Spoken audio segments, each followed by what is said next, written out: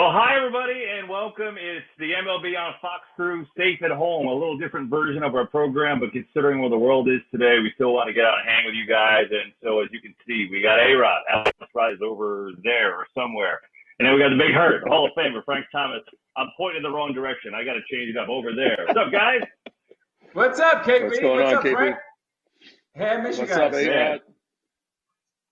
It's good to see you guys. Obviously, this is a little different territory with what's going on in the world. And, the biggest thing we could say is just stay safe and try and stay safe at home and do what you can to try and get past this crazy time. And so we want to come and join you all. And so, it's imperfect. We're not in the studio. We're just chilling at home and with our, trying to do the right thing. And we got some time on our hands, boys. So we might as well talk a little baseball, right? And Alex, let me start with you here. There's a little bit of a lag, so we'll adjust around that. But I'm just curious, in this situation, it's so unique. Players go to spring training, they're amping it up, they're ready to go. And now it's like, boom, nobody knows anything. I mean, nobody knows when you're going to get back with your teammates, when the season's going to get picked up again. How do you prepare for this? How are these players, staying in shape and ready to go when the season actually starts again?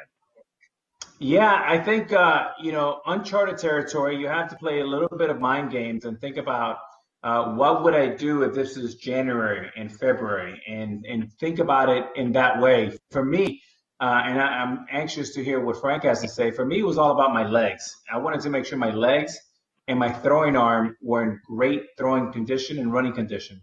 Because I always felt with repetition, I'm going to be able to get my swing down. I'm going to get in the machine. And, you had Walt Rainiac, I had Kevin Long, and that can go. But if you get behind the eight ball with your legs and your throwing arm, not only can you get hurt, but you put your season in danger for not having a good season because the season is such a long marathon.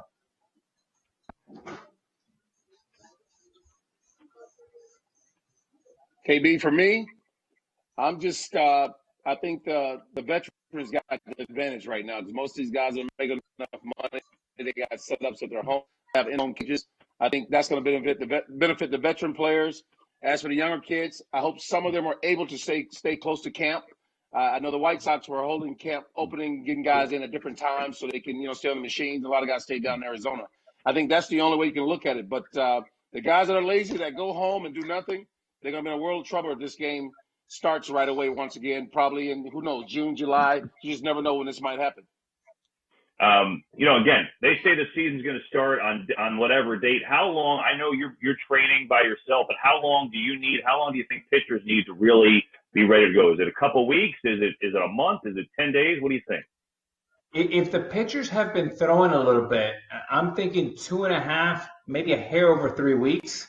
For the hitters, I mean, okay. You can get the hitters ready to roll in about 10 days. Frank alluded earlier that, players are going out and they have local batting cages. A lot of them have batting cages at home. But as a hitter, there's many ways for you to prepare. There's watching videos. You can do shadow swinging. There's a lot of visualization that goes on. But I divide it into 2 buckets, KB. I divide it into physical, and then I divide it into mental. And you want to get your head in the right space to be ready to play this marathon season. Remember, baseball's a marathon, 192 games. Veteran players will, win in a big way and benefit because it's going to be a lot more like a sprint. But if I was in the front office right now, or if I was a manager, at least 3 days a week, I would be having kind of team meetings. I would have pitching coach talking to my pitchers and catchers, and I would have hitters talking with their hitting coaches, and then I would have manager meeting with the whole team because I think it's important that even though you're not going out and doing the physicality on the field, I think you still have an opportunity to discuss a lot of game situations. And one of the things that the game can do better is teach, and we don't teach enough. And I think this is a great opportunity to make lemonade out of lemons. No, it's interesting. I'm curious, we always talk about how, look, when you win the World Series, right, not only are you going so far into your season, you're going, mid-November, even late November, but you get done, you have the parade, you do the whole thing, you're on the circuit, as you well know, having done it. And then before you blink, you're back in spring training. It's really no rest at all, which is a good thing. But that's part of the reason why so many teams have such a hard time repeating. Obviously, everybody's gunning for you, but it's that you never got a chance to really rest your body. I'm curious what you think about the Nationals in this particular situation, in a sense that defending champs, where they may get essentially 2-3 months off. How much of an advantage is it for them to try and repeat? It's a huge advantage, Kevin. I mean, that's a great question. And you think about it, they talk about the slump, the hangover after the World Championship. It's exactly how you described it. You play until mid-November, early November, and that season becomes that much longer. It takes about a third of your off season in preparation for the next season, and that's a big deal. Now, especially all those power arms, they have an opportunity to rest and come out ready to go. So I think there's a big advantage for them. Looking forward to see how they bounce back. I just, Alex, I just got a note. Frank was using dial-up modem from 1986. No, you just went like burr, burr, burr, burr, burr, burr, burr. You fell apart there, KB. Right when you were asking me a question. So I'm back now. But Frank, we persevered. We're still going. Let me just ask you the question. I don't know what you heard, but Alex just gave the answer, and we'll pick it up here. I was just saying, hey, with teams that repeat, there's so many things that are tough. Teams are gunning for you, health, but you have no rest, right? And so I'm curious what you think for the Nationals in terms of getting this, quote, break. How much of an advantage it would be for them when the season actually gets going again? I think it's a big advantage, especially for Strasburg and Scherzer, who are two of the top dominant pitchers in the game. Not saying they're going to repeat, but if it's a shortened schedule, there's a chance now of them repeating. So this is going to be an interesting situation for all of us. But the ones who stay in shape, ready to go, because you will have to hit the ground running, because once this thing moves on, I think guys are going to only have probably 10 days to get ready to play a game. Yeah, I'm curious. Let's move into the season a little bit. And look, obviously the big topic, unfortunately for baseball, has been the Astros the whole off season. I'm curious, how the season goes, how players react to them, Frank, because I can't remember a time when, opposing players were so openly volatile about the Astros. I mean, I cannot remember a time when players have gone up against players publicly as much as I can this offseason. How do you think they will be treated? How long do you think this will go on with that kind of specter over their head, Frank? Well, the virus, as negative as it's been for all of us, I think it's more positive for the Houston Astros than anyone, because they got to clear their heads and their minds. Spring training, it was ugly. I mean, there were guys beating on trash cans in the stands. I mean, doing things that I've never seen before in baseball ever. But they get to clear their mind a little bit. And one thing about the Astros, they are superior talented. These guys will be ready to play. We can't look at that roster and say, just because they cheated that, they can't play the game of baseball. They are locked and loaded. Losing their top starting Garrett Cole in my eyes, because you got Verlander now down with the surgery.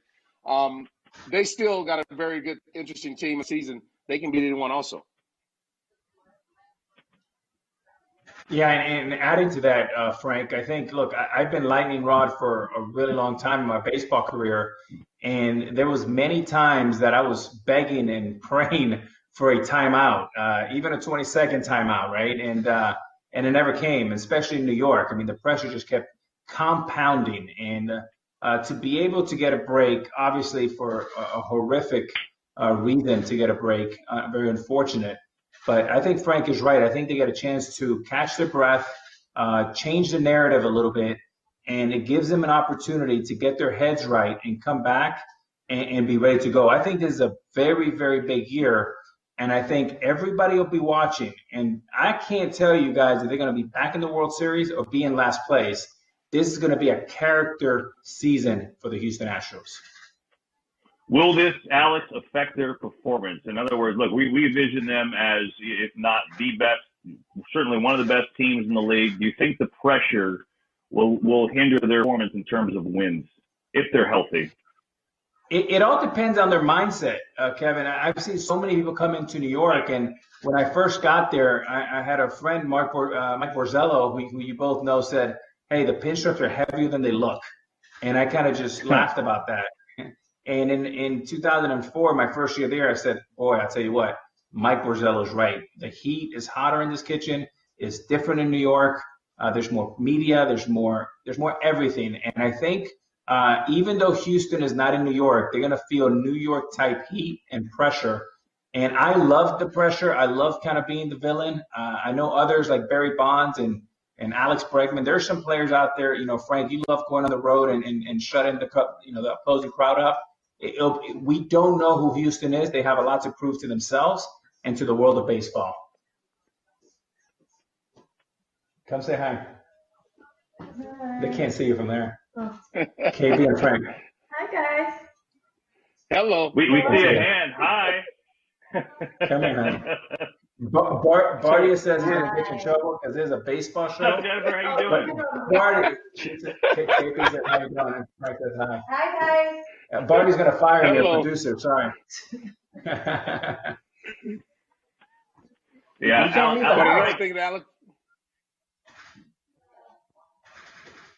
What Alex was saying earlier, what's great about Houston right now, they got a different voice. We talked about it earlier, Dusty Baker.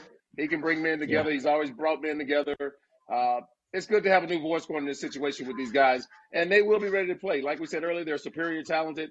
Don't count out the Houston Astros, even though it's going to be tough going to every opposing ballpark and dealing with all that heat. Hey, Frank, I want to second that because a really, really smart move by Jim Crane. I don't think you can find a person on the planet that can handle a situation like that better than Dusty Baker. He's going to have his double wristbands. He's going to have his toothpick. He's going to bring the swagger, the championships. He's the best. So before we move on, I have very important questions. I'm noticing the backgrounds here, right? So this is when you have stars. I have like a white wall with nothing. Frank, you got like all kinds of cool things, photos of your career. Alex has awards. Frank, give the fans at home a little feel for what's behind you here. I mean, I'm enamored by what's behind you guys. Well, honestly, this was like after hitting my 400 home run. Jerry Reinsdorf had this made for me in Chicago, and it's a shadow box. Actual home run that night is great. And over here, this was after the World Series, another shadow box by the team that was given to me of things from next season, which is great. So that's cool. Basically it. Alex, what do you got? I see a couple cool things behind you. Feel maybe a little picture, family picture. Frank is over there name dropping, the big man Jerry Reinsdorf. But I got my family here. I got a lot of cool things. But listen, hey, Frank and Kevin, I'm actually just showing off because it looks like I have a lot of things in this house. Jennifer has designated these 2 entire feet for me. The rest of the house is hers. By the way, Frank, I like how Alex says, "Oh, Frank's just being a name dropper," and he's got J-Lo walking in the shot. I mean, you can't be more name dropper than that.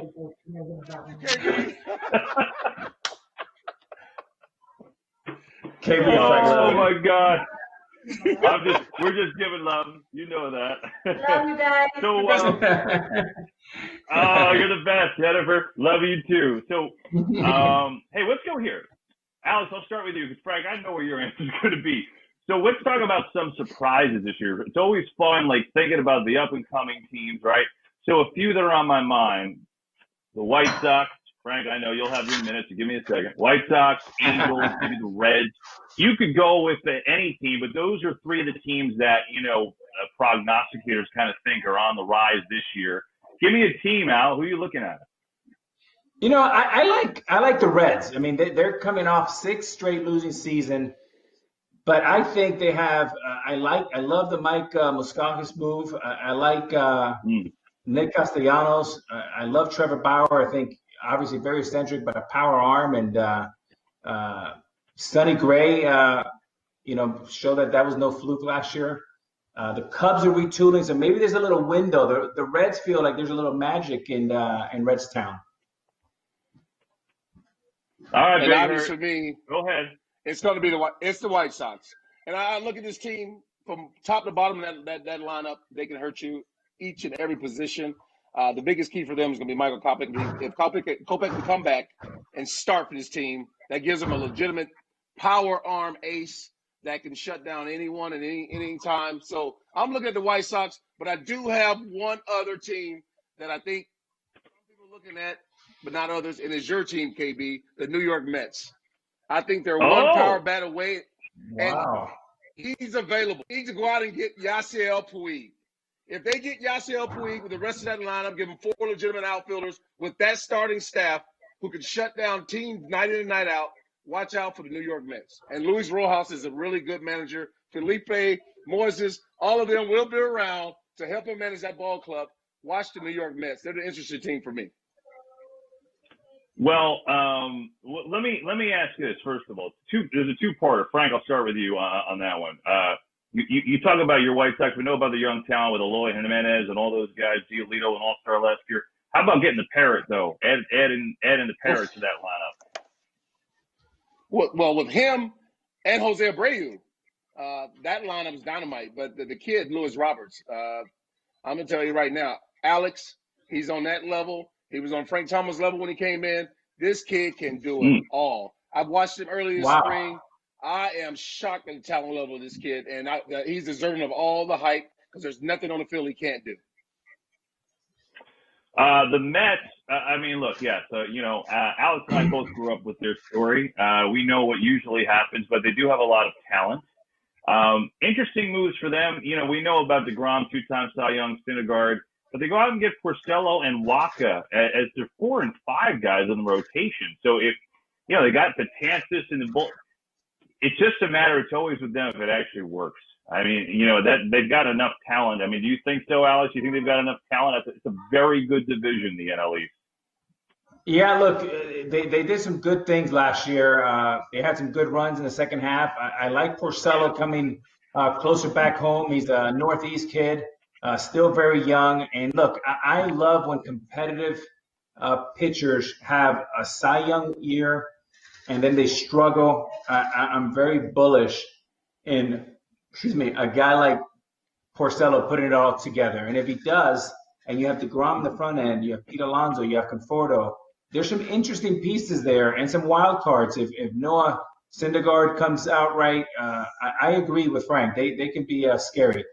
The first month, how they get out of the gates is going to be vital. And very important. Frank wants to know. Go ahead, Frank. No, what I'm saying is, you look at that lineup, they're scrappy day in and day out. That starting staff, man. If they can keep Waka and Porcello healthy with the other 3 guys, they can shut teams out, 7, 8 games at a time. So if they can get another power bat, I know people are running away from Yasiel for some reason.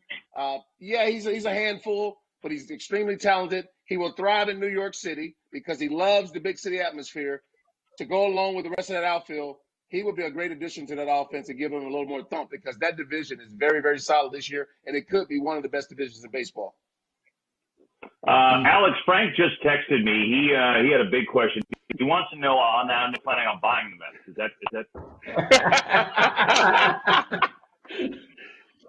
It's the right time to buy it, Alex. I appreciate the question, but I was saying before we came on the air that the way the economy is going right now, the bank's going to own my house. Oh man.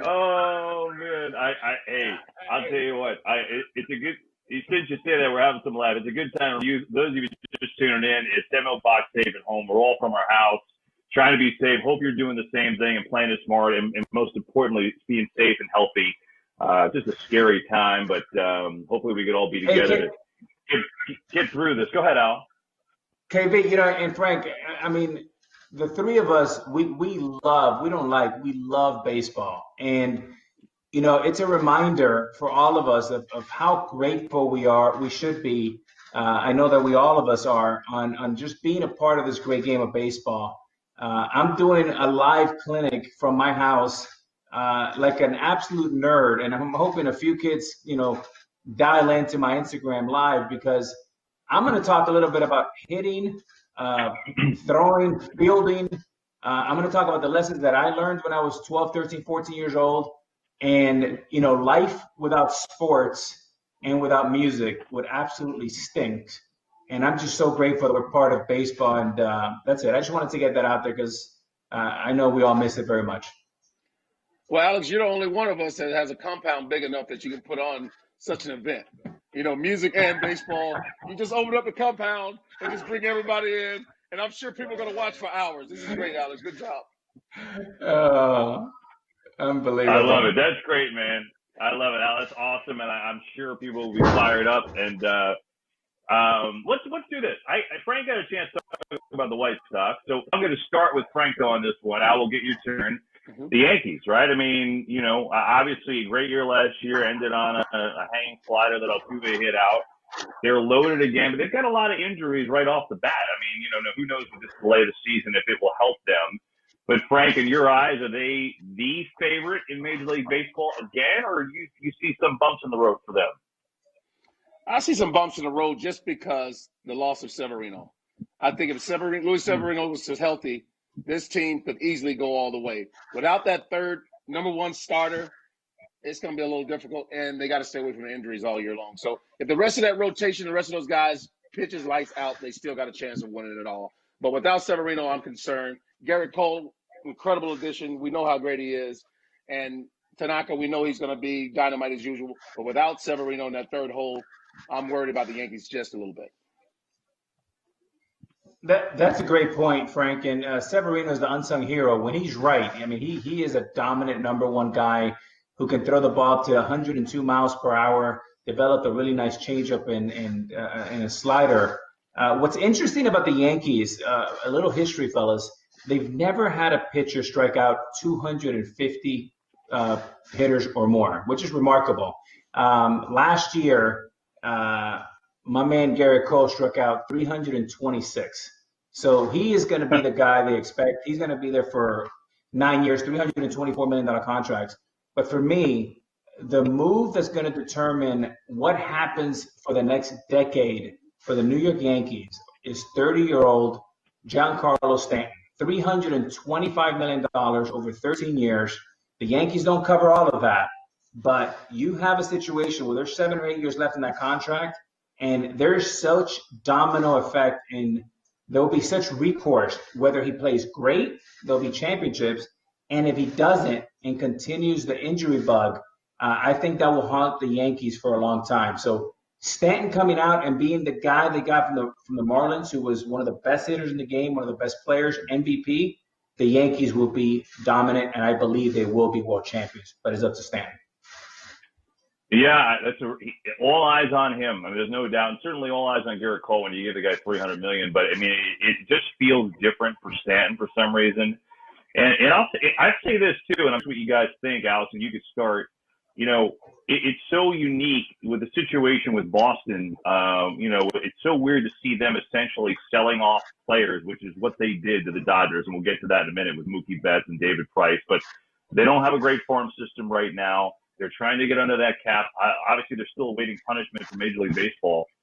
I feel like for the first time in a long time, you're going into a season and it's Yankees-Rays 1-2, not Yankees-Red Sox 1-2. I can't remember the last time it felt like that, but I think, again, the Rays, who almost won 100 last year, are right there. They made some interesting moves, and I think they're going to be the Yankees' number one problem in the division. I think so, too. Totally, you look at this. Yeah, Go ahead. And you got this new up and coming team in Toronto. These young kids, they're really gonna, do well also. But you're right. I'm really looking at Boston this year. If they finish above 500, it'll be great. I think they will finish above 500. The season's not totally lost, but I don't see them making the playoffs this year either. Yeah, I mean, KB, the Rays better than any of us. You did, a few games with them last year, and you kept telling me, Alex, these guys are so good. They're better than people think. And you were exactly right, Kevin. That was a great scouting report. But they're young, they're hungry, and, man, they are good. I mean, what people don't realize about a team like the Rays, they're looking at a payroll that's, sub 100, but their talent is a $220 million payroll. They're a Dodgers payroll, but they just have to develop there. And you'll notice that in 5 years, there's a tail to that. I do think that they'll be the best. And by the way, they could win the division. It's not just Goliath and Yankees are going to win. I think you can flip a coin there because the Rays, I think, are going to have another great season. That's really interesting, and that's kind of flips it to the Dodgers because we brought them up. I mean, they go out. Look, we know they've been right on the precipice of it, of winning the whole thing for years. They win the NL West every single year, and they go out, and this is really. I know they got Machado a couple years ago at the deadline to give them fuel, but this was to have an off-season move like this to bring Mookie Betts over and then add David Price to their pitching staff is pretty insane. So, Frank, I'm just curious for you, did the Dodgers finally do it this year? This year that they finally get over the hump, first time since '88. I mean, they're arguably more loaded than they've ever been right now.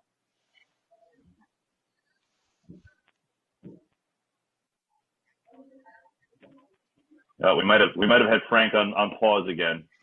The dial-up may have struck. Alex, you want to start? I think so. Yeah, sure. I'll start that. Will they edit that question, or I can just? Yeah, start? it was just about the Dodgers, and with all the moves they've made, is this the greatest Dodgers team that they've had in the last decade, and is this a team that finally gets it done? I think that there's more pressure on the Dodgers than any team in baseball, and here's why. They won 7 National League West in a row, division series. They have, like to your point, with David Price and now Mookie Betts, they're paying Mookie Betts, $27 million. When he's a free agent, he's going to look down the street south to Anaheim and say, that big boy over there, Mike Trout, signed 12 years, $430 million, right? And he's saying, I'm going to be the same age as when Mike signed. So if you're the Dodgers, you have to say, it's not a guarantee you're going to have Mookie Betts after this year. So this is the time where you have to go all in and get that championship. The Dodgers, you're right about that, A-Rod. It's a lot of pressure this year, but they got a 3-head monster that can shut some people down with Price, Kershaw, and Walker Buehler. If they're going to win it, it's got to be this year because all their pieces are perfect. Dave Roberts got to keep this team together, and they got to overachieve even though they have the best lineup in baseball. I got a really important question here as we take the turn to the final portion of our program. Does Big Papi not have the internet? Where the hell is he? Drinking my ties. He must be in Dominican somewhere. I mean, I saw the other day he was showing his swing on the porch. He's probably drinking my ties, just relaxing, self-quarantining, doing his thing. Oh man, Papi, we love you. You know that. Yeah, I can't wait to see the whole crew. I mean, this is great to see you guys and great to see all you at home. And again, I hope you're all doing what we're doing and being safe at home and trying to let our healthcare system work. But boy, it's crazy. I mean, I just can't wait to be with you guys at the actual games in the studio. Let me ask you this, and then we'll take a couple fan questions. For your money, Alex, who do you love to watch? Who is give me a guy who right now you just love watching them play. Oh, boy, I love Aaron Judge. I love Mike Trout. I love watching Justin Verlander, Garrett Cole pitch. I love watching guys like Chapman throw 100 from the left side. I will say this, KB and Frank. I've never seen better young talent in the game since I've been watching it for now about 40 years now. They're great players. They're talented, but they're also good human beings. And I wish 2 things. I wish we storytell a little bit more about who these young players are. They should be marketed like the NBA and NFL, and I think we'll do that. And the second thing is I wish we had a venue where we can actually watch them in the batting cage every day, because watching Stanton in a batting cage or watching Aaron Judge or Mike Trout is like watching Michael Jordan or Larry Bird shoot jump shots, or I guess Curry or LeBron. I'm a little older. There's a lot of great players, but he's right. It starts with Trout and Judge. That's position players. But I'm going to keep my eyes in Chicago, KB. I'm telling you, Eloy Jimenez and Luis Roberts on the same team without all the pressure on them because you got Jose Abreu and Edwin Encarnacion on that lineup, protecting those guys. Mm-hmm. Watch out. And you also got Tim Anderson, who won the batting title last year. This Are team you talking Chicago, about the White Sox again? I can't Nope. overhype them. They're that Is good. Jerry Reinsdorf paying you? Are you on the? What's going on? Is this with your heart or your head, Frank? Hey, Rod, I'm so excited this year that I can wear my White Sox jersey into the playoff situation this year. It's been a long time. We finally got a team to brag about. I got the parade in Chicago this year. It's going to be great. I can't wait for this summer. Frank, I'm just it's hoping, a 30-minute. I'm hoping when the swirl gets healthy and we can move on with baseball because I just can't wait. It's a 30-minute segment. You mentioned the White Sox 14 times. You know what? Al, you know what the killer is? The last couple of years, Frank's in the avocado room. He's like, "Oh, here come the White Sox." I'm like, "Oh God, here we go." And now this year we got to listen to him because he's right. That's right. That's right. Yes. Yes. We got a chance finally. All right, seems like a good time. We got some questions from fans. We got a bunch of them, but I got a few from our crack staff that we'll finish up on these. I think I already asked one. Oh, look, they're being thrown up there. Who is your favorite player to watch? I can't even see because my screen is blocked. I think I already just asked that one. Who's your favorite player to watch right now? Let's go on to the next one. Luis, we answered that one. So let's go to the next one, guys. If you have that so beautifully built, see if you can pop it on the screen. What is next? Here you go for both of you guys. And Alex, why don't you start so we don't talk over each other? In your opinions, who has or had the best pure swing of all time? That's a good question from Chris. Oh boy. There's so many great swings. I mean, you could almost go with Ted Williams. I mean, you can't go wrong with that. Right. How about It's currently, Frank? It's going to be a lefty all time. You know, you look at Junior swing, you look at Ted Williams, and you look at Barry's swing. I mean, they were so compact, short swing, and lefty just look right swinging the bat. I don't know what it is. I watch my little kid; he's 11, and they just got this natural swing. So I'm going to go with the left-hander. I can't say currently because I'm looking at the Tony, but hitting right, pretty also. How about Juan Soto? Oh, yes. One of our young, new superstars. He is great. How about you, KB? One of the old guys that I used to like that I played with was John Olerud, as far as a smooth swing. KB, who was your favorite swing? Well, my favorite player growing up was Darryl Strawberry. You know, he didn't have the most pure swing. He was more, you know, as you know, kind of attack angry with a big old leg kick. But man, since I didn't have any talent, when I played wiffle ball, I would emulate Darryl Strawberry. So that was my favorite guy by far. Straw man was something else. Love Shaw. Worked out with him when I was a kid. One of the strongest guys I've ever seen swing a baseball bat ever. Coming from you, that's saying something.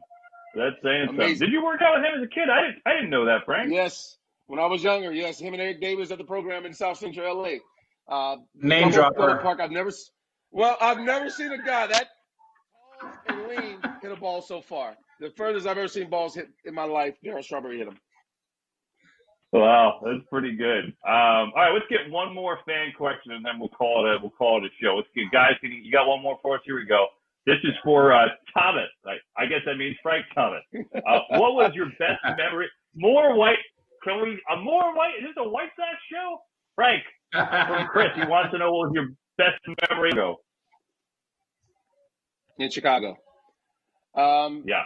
Just finally win the World Series after being there for 16 years. I mean, it was my last year there, but you know, watched great teams falter so many years, been so close, and then it finally came together in 2005. So, you know, leaving there in 2005 with a ring was my favorite moment. And also eating at all the restaurants, Frank. Oh yeah, you can't go wrong with that. But you guys gonna laugh? I'm a vegetarian now. Wait a second. We already asked that question. Get that question out of here. Hold on. We just buried the lead. You're a vegetarian? Yes. Vegetarian for 5 months, guys. I want to see that. Serious? I've trimmed down. I have. It's crazy. I can't wait for the reveal once we get back into the studio. Is Pinot Noir a vegetable? Well, no, that's different. That's liquid, KB. More cardio with that. Well, I love you guys. Stay safe at home. I hope you all are doing the same at home. Thanks for joining us. And I don't know, maybe we'll do this in a couple of days or next week. I mean, what else we do? We're just waiting for the season to go, right? Hey, love you guys. Thanks, Frozen. Can't wait soon. Take care, A-Rod, KB. See you guys.